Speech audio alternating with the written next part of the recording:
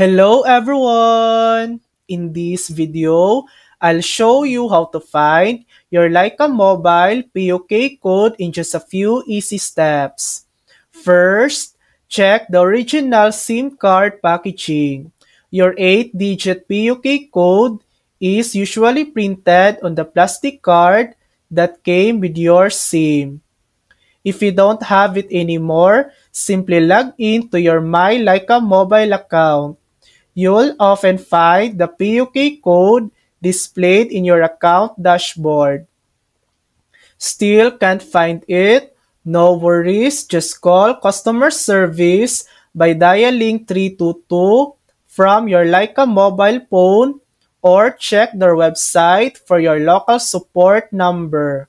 Be ready to provide your SIM serial number or Leica mobile number for verification. Remember, entering the wrong PUK code too many times, usually 10, can lock your SIM permanently.